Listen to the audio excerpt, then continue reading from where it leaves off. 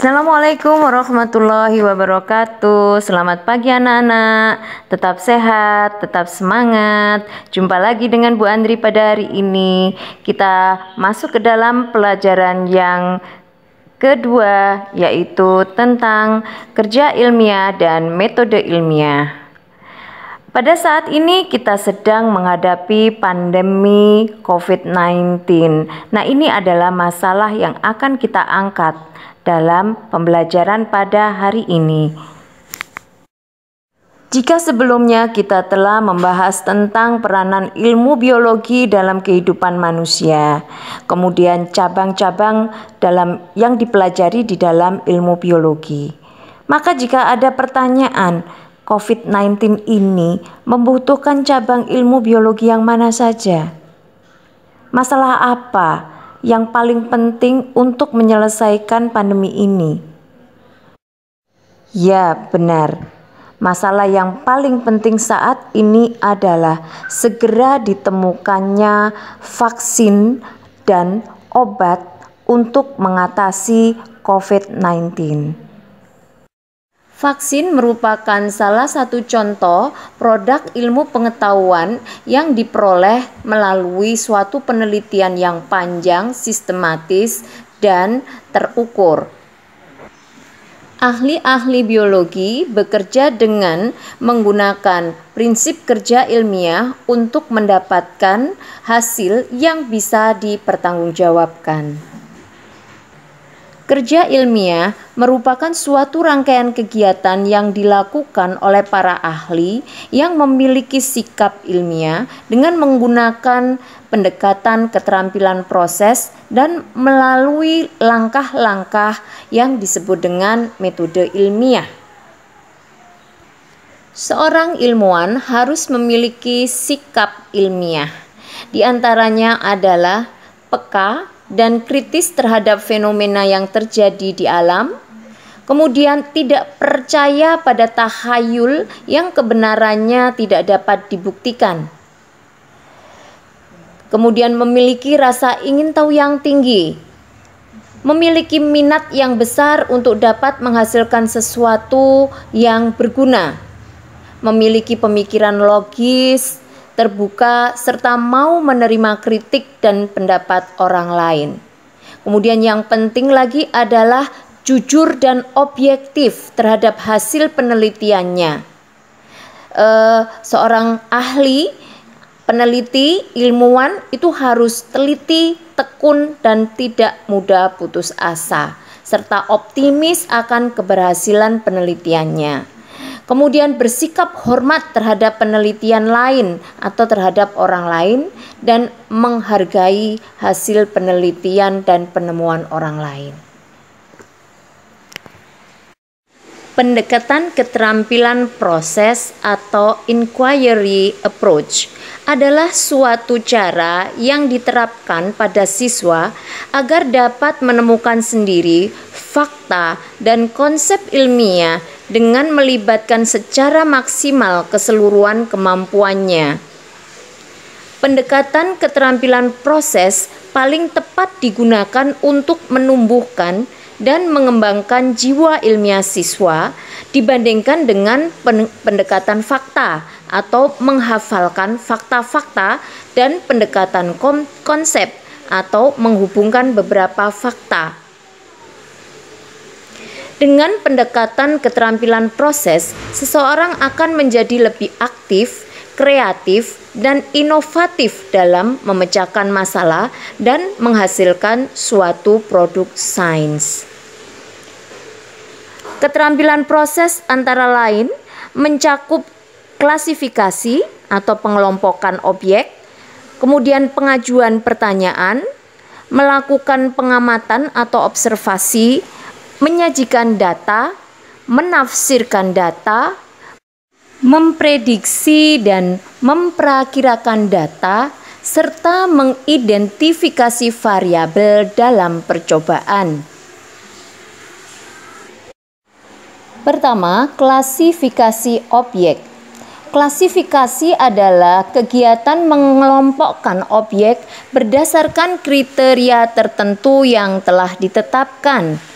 Klasifikasi bertujuan untuk menyederhanakan objek sehingga akan memudahkan dalam melakukan penelitian. Seperti contoh, jika Anda akan mengadakan penelitian tentang pengaruh penggunaan formalin terhadap mamalia, maka Anda tidak perlu menggunakan uji coba pada semua jenis mamalia, tetapi cukup menggunakan salah satu jenis mamalia saja untuk mewakilinya. Misalnya tikus putih. Yang kedua adalah mengajukan pertanyaan. Ide penelitian bisa muncul dari rasa ingin tahu yang tinggi. Pertanyaan yang muncul ketika Anda melihat suatu kejadian yang aneh dapat diangkat menjadi suatu masalah yang diselesaikan melalui rangkaian penelitian.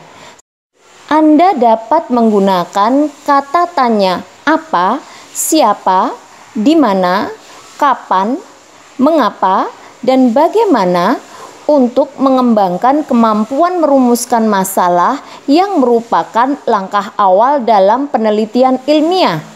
Masalah-masalah yang menarik untuk diteliti dapat ditemukan secara sengaja ataupun tidak sengaja. Sebagai contoh, setiap hari Minggu Amir pergi memancing ikan ke danau Telaga Warna. Amir mengamati adanya keanehan pada danau tersebut, yaitu warna air danau yang terlihat berubah-ubah. Kemudian timbul beberapa pertanyaan di dalam dirinya. Mengapakah warna air danau selalu berubah-ubah? Warna apa saja yang terlihat di danau itu? Apa yang menyebabkan timbulnya perubahan warna pada air danau itu? Nah, ini adalah masalah yang perlu untuk segera dipecahkan. Untuk dapat menemukan jawaban dari sejumlah pertanyaan yang muncul, perlu pengkajian teori dan pengumpulan informasi dari berbagai sumber. Jika informasi yang diperoleh belum memuaskan, perlu dilanjutkan ke tahap penelitian. Selain untuk merumuskan masalah dalam penelitian, pertanyaan-pertanyaan juga diperlukan untuk merancang suatu percobaan. Beberapa pertanyaan yang akan timbul antara lain sebagai berikut. Di manakah percobaan itu akan dilakukan? Berapa lama percobaan akan dilakukan? Bahan dan alat apa saja yang diperlukan? Bagaimana cara kerjanya? Variabel-variabel apa yang harus ada di dalam eksperimen itu? Yang ketiga adalah melakukan pengamatan atau observasi. Observasi adalah kegiatan untuk memperoleh data atau informasi yang berhubungan dengan objek penelitian dengan menggunakan panca indera maupun dengan bantuan alat. Pengamatan dengan panca indera bisa dilakukan dengan cara melihat, mendengar, meraba, membaui, atau mengecap sesuai dengan jenis data yang akan diambil. Pengamatan dengan alat, misalnya dengan menggunakan penggaris, meteran, atau mengukur objek dengan menggunakan termometer suhu, higrometer untuk kelembaban, timbangan neraca untuk mengukur massa, jam atau stopwatch untuk mengukur waktu, kertas lakmus untuk mengukur pH, mikroskop untuk mengamati benda-benda yang ukurannya kecil, dan lain-lain. Dalam kegiatan pengamatan atau observasi, kita akan mendapatkan data. Ada dua jenis data. Yang pertama adalah data kualitatif dan data kuantitatif. Data kualitatif itu adalah data yang tidak dapat dinyatakan dengan angka. Data kualitatif biasanya diperoleh melalui pengamatan dengan menggunakan panca indera. Contohnya, misalnya warna air danau keabu-abuan. Bunga mawar merah lebih harum daripada bunga mawar putih. Itu data kualitatif. Sedangkan data kuantitatif adalah data yang dapat dinyatakan dengan angka. Data kuantitatif biasanya diperoleh dengan pengamatan menggunakan alat bantu, misalnya dengan penggaris, timbangan, termometer, dan lain-lain. Namun ada pula data kuantitatif yang diperoleh tanpa memerlukan bantuan alat. Misalnya, umur seseorang dapat dilihat berdasarkan tahun kelahirannya. Data kualitatif biasanya kurang tepat dan cenderung subjektif, tergantung pada pengamat, dibandingkan dengan data kuantitatif. Data kualitatif dapat berubah menjadi data kuantitatif dengan menyatakan dalam angka atau menggunakan tanda positif dan negatif. Contohnya, jumlah oksigen yang dilakukan dalam percobaan fotosintesis dapat dinyatakan dengan jumlah positif yang banyak sekali. Yang keempat adalah menyajikan data. Agar lebih mudah dimengerti oleh orang lain, data hasil pengamatan atau observasi sebaiknya disajikan secara ringkas dan sistematis. Data dapat disajikan dalam bentuk tabel, grafik atau diagram, skema, atau gambar. Data kualitatif dapat disajikan dalam bentuk tabel, uraian kalimat, skema, dan gambar. Data kuantitatif dapat disajikan dalam bentuk tabel angka dan grafik. Kelima adalah menafsirkan data. Menafsirkan data adalah memberi arti atau makna pada data hasil pengamatan. Dalam menafsirkan data diperlukan suatu acuan, misalnya teori yang sudah ada atau kejadian lainnya. Yang keenam adalah memprediksi dan memperkirakan data. Apa yang dimaksud dengan memprediksi? Memprediksi adalah membuat dugaan berdasarkan logika. Contohnya, ada seorang anak yang sudah berusia 18 tahun tetapi badannya pendek seperti anak berusia 8 tahun. Kedua orang tua anak itu terlihat normal. Prediksi yang dapat dibuat misalnya, saat anak itu masih kecil, anak itu kekurangan gizi atau menderita sakit. Yang kedua, memperkirakan. Memperkirakan adalah membuat dugaan mengenai suatu kejadian yang tidak diketahui berdasarkan data yang ada. Contohnya perakiraan cuaca. Perakiraan dapat dibedakan menjadi dua macam, yaitu perakiraan intrapolasi dan perakiraan ekstrapolasi. Perakiraan intrapolasi adalah membuat dugaan terhadap kejadian yang sudah pernah terjadi tetapi tidak diketahui. Sementara perakiraan ekstrapolasi adalah membuat dugaan terhadap kejadian yang belum pernah terjadi dan kemungkinan akan terjadi. Yang ketujuh adalah identifikasi variabel dalam percobaan. Dalam percobaan terdapat dua kelompok perangkat percobaan, yaitu kelompok kontrol dan kelompok eksperimen. Kelompok kontrol merupakan perangkat percobaan yang tidak diberi perlakuan. Variabel tersebut berfungsi sebagai pembanding. Sementara itu, kelompok eksperimen merupakan perangkat percobaan yang diberi perlakuan tertentu. Perlakuan tersebut dapat bervariasi sehingga disebut variabel. Variabel merupakan faktor penentu atau faktor yang berpengaruh, dapat berubah, dapat diubah. Dalam merancang suatu percobaan, Anda perlu memilih variabel yang sesuai dengan tujuan percobaan dan alat dan bahan yang tersedia. Selanjutnya, variabel yang terpilih akan diteliti dan dikaji pengaruhnya. Berdasarkan sifatnya, variabel yang mempengaruhi penelitian dapat dibagi menjadi 3, yaitu variabel fisika, variabel kimia, dan variabel biologi. Variabel fisika contohnya adalah suhu, kelembapan, tekanan udara, cahaya matahari, radiasi, kecepatan angin, gravitasi bumi, dan lain-lain. Variabel kimia misalnya kadar oksigen, air, karbon dioksida, garam mineral, pH, dan nutrisi.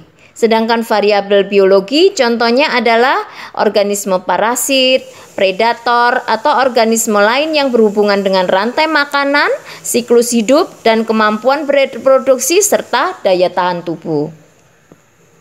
Variabel percobaan dapat dibedakan menjadi variabel bebas, variabel terikat, variabel kontrol, dan variabel pengganggu. Pertama, variabel bebas atau variabel manipulasi adalah variabel yang sengaja dibuat berbeda untuk mengetahui pengaruh variabel ini terhadap penelitian. Variabel ini disebut dengan variabel manipulasi karena dapat dimanipulasi oleh peneliti sesuai dengan tujuan penelitian. Yang kedua adalah variabel terikat atau variabel respon, merupakan variabel yang hasilnya tergantung pada variabel manipulasi atau variabel bebas.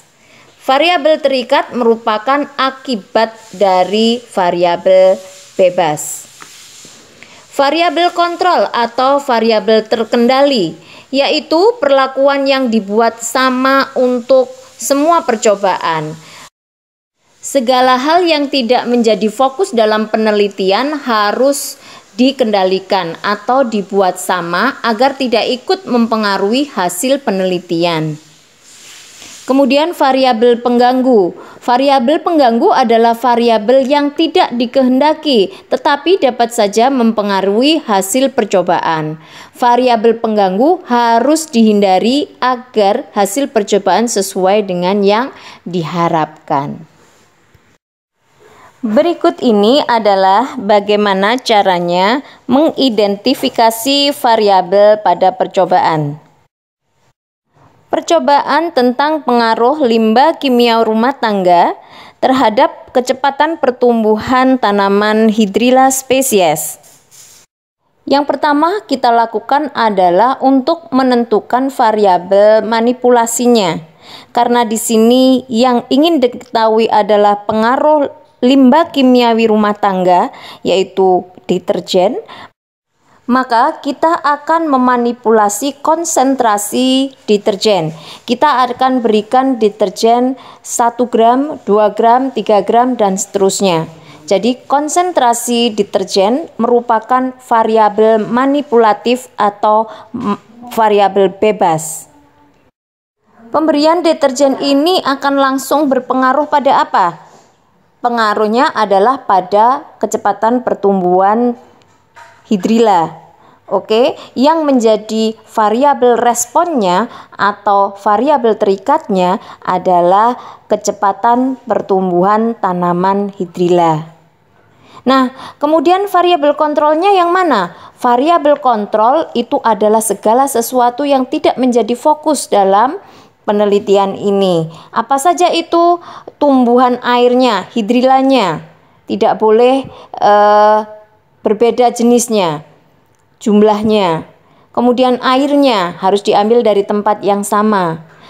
Intensitas cahayanya, wadahnya, dan semua hal yang akan dapat mempengaruhi hasil percobaan harus dibuat sama. Yang terakhir adalah variabel pengganggu. Variabel apa saja yang mungkin akan mengganggu hasil percobaan harus diminimalis. Contohnya kesegaran tumbuhan. Kemudian mungkin berapa lama tumbuhan ini berada di darat. Nah, demikian anak-anak, ini adalah variabel-variabel dalam percobaan. Selanjutnya, dalam bekerja ilmiah, para ilmuwan mempunyai tahapan-tahapan tertentu yang disebut dengan metode ilmiah. Metode ilmiah merupakan suatu cara yang sistematis untuk memecahkan masalah. Metode ilmiah digunakan oleh para ahli dalam melakukan penelitian dan bereksperimen untuk menghasilkan penemuan-penemuan baru. Adapun langkah-langkah dalam metode ilmiah adalah sebagai berikut. Yang pertama adalah menemukan dan merumuskan masalah. Yang kedua, mengumpulkan informasi atau data-data. Yang ketiga adalah menyusun hipotesis atau dugaan sementara. Yang keempat, melakukan percobaan untuk menguji kebenaran hipotesis. Yang kelima, mengolah hasil percobaan atau menganalisis data. Yang keenam, membuat kesimpulan.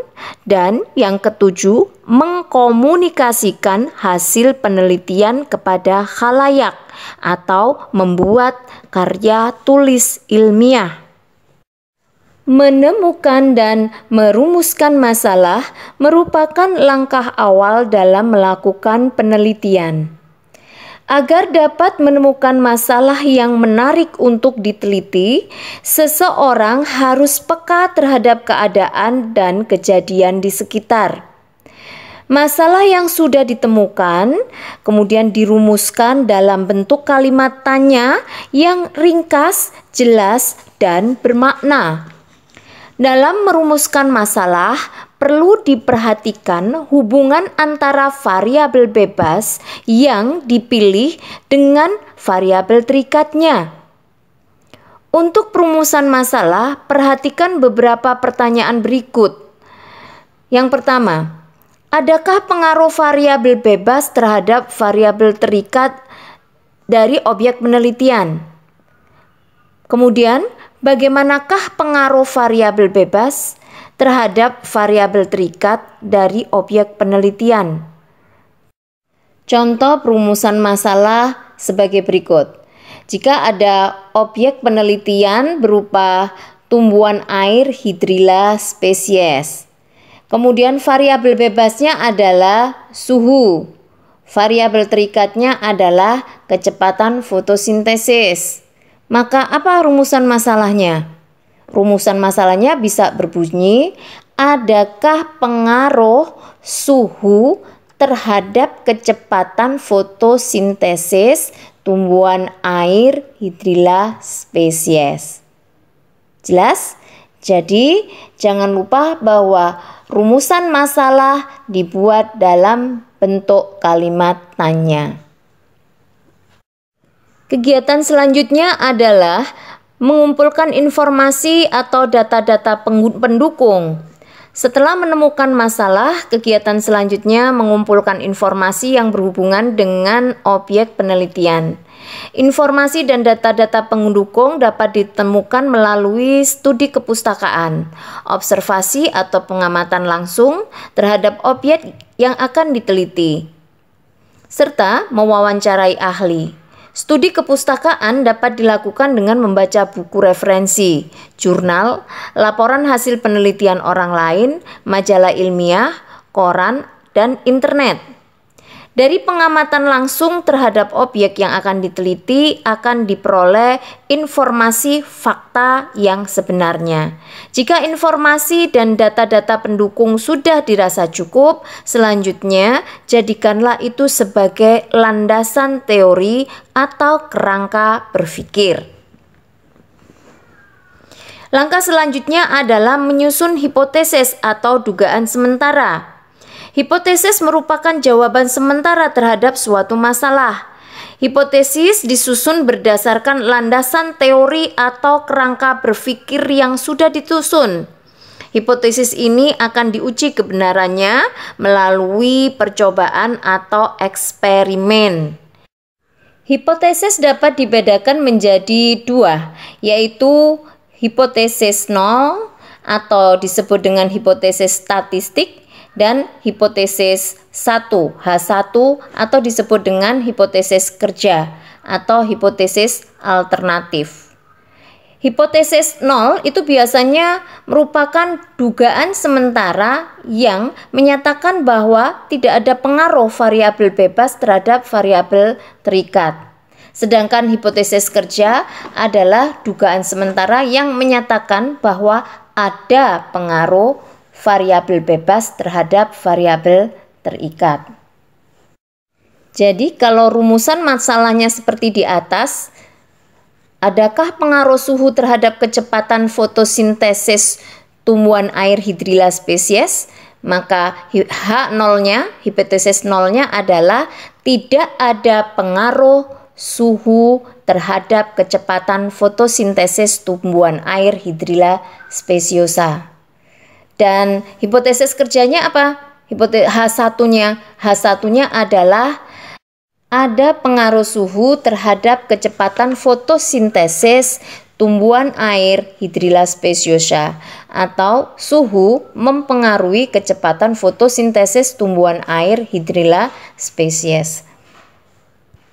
Langkah selanjutnya adalah menguji kebenaran hipotesis dengan melakukan eksperimen. Tahap persiapan percobaan adalah melakukan rancangan eksperimen. Dalam melakukan eksperimen harus dapat menentukan alat dan bahan, menyusun cara kerja, menjabarkan variabel-variabel, menentukan waktu percobaan, kemudian melakukan uji coba terhadap percobaan. Tahap selanjutnya adalah membuat perlakuan percobaan, lalu mengamati dan melakukan pencatatan data hasil percobaan. Diusahakan seteliti mungkin agar dapat memperoleh data kualitatif dan kuantitatif yang akurat dengan menggunakan alat ukur, dengan menggunakan timbangan, penggaris, termometer, pH meter, dan sebagainya. Yang kelima adalah mengolah hasil percobaan atau menganalisis data. Setelah selesai melakukan percobaan, data yang diperoleh diolah dan dianalisis. Analisis data kuantitatif memerlukan perhitungan statistik. Mengingat perhitungan statistik agak sulit untuk tingkat SMA, maka data kuantitatif yang didapat cukup dibuat rata-rata saja, dibuat dalam bentuk prosentase atau dibuat grafiknya. Data hasil pengamatan kemudian digunakan untuk menjawab hipotesis yang pernah diajukan dan sebagai dasar untuk menarik kesimpulan. Kemudian membuat kesimpulan. Membuat kesimpulan merupakan jawaban yang sebenarnya dari hipotesis yang pernah diajukan. Ada dua kemungkinan, yaitu hipotesisnya ditolak atau hipotesisnya diterima. Jika hasil percobaan sama dengan hipotesis, maka hipotesisnya diterima. Akan tetapi jika hasil percobaan tidak sama dengan hipotesis, maka hipotesis ditolak. Yang terakhir adalah mengkomunikasikan hasil penelitian pada khalayak. Suatu hasil penelitian ilmiah tidak akan berguna jika tidak dipublikasikan kepada khalayak. Cara mempublikasikannya bisa ditulis di media dalam bentuk artikel populer atau melalui forum diskusi dan seminar. Di tingkat SMA seringkali dilaksanakan lomba karya ilmiah remaja, di mana harus mengumpulkan laporan ilmiah dengan menggunakan teknik dan prosedur penulisan laporan penelitian. Apa sajakah unsur-unsur yang harus ada dalam teknik dan prosedur penulisan laporan penelitian ilmiah? Yang pertama adalah judul. Judul berupa kalimat yang singkat, padat, tetapi dapat menggambarkan isi makalah. Kemudian ada abstrak. Abstrak berisi uraian singkat makalah mulai dari nama penulis, judul makalah, latar belakang masalah, tujuan penelitian, teknik pengambilan data, dan pengolahan data, serta hasil penelitian. Kemudian ada prakata. Prakata berisi ungkapan rasa syukur pada Tuhan Yang Maha Esa dan ucapan terima kasih kepada pihak-pihak yang telah membantu menyelesaikan penelitian. Kemudian ada daftar isi yang memuat judul dan subjudul pada setiap bab dan subbab. Selanjutnya adalah bab 1. Bab 1 adalah pendahuluan. Pendahuluan berisi latar belakang penulisan masalah, identifikasi masalah, batasan masalah, perumusan masalah, tujuan penelitian, dan kegunaan dari penelitian. Bab 2. Bab 2 berisi kerangka teori dan pengajuan hipotesis yang berisi kajian landasan teori dan hipotesis. Bab 3. Bab 3 adalah metodologi penelitian. Metodologi penelitian menguraikan tujuan dari penelitian, tempatnya, waktunya, alat dan bahannya, sampel yang diambil, metode penelitiannya, dan juga rancangan penelitiannya. Dan kemudian selanjutnya bab 4. Bab 4 adalah pembahasan, berisi pengolahan data hasil penelitian. Bab 5, kesimpulan dan saran, berisi kesimpulan dari penelitian dan saran yang berhubungan dengan pemanfaatan hasil penelitian. Kemudian pada bagian akhir ditambah dengan daftar pustaka yang memuat sumber-sumber teori yang digunakan, kemudian buku referensi yang digunakan, media cetak maupun media elektronik. Dan yang terakhir adalah lampiran-lampiran. Ini bisa berisi tabel, foto, data, dan informasi-informasi lain yang mendukung penelitian. Demikianlah anak-anak pelajaran kita pada hari ini. Semoga apa yang saya sampaikan tentang kerja ilmiah, metode ilmiah, dan laporan ilmiah dapat kalian terima dengan baik. Selamat belajar, tetap sehat, tetap semangat. Wassalamualaikum warahmatullahi wabarakatuh.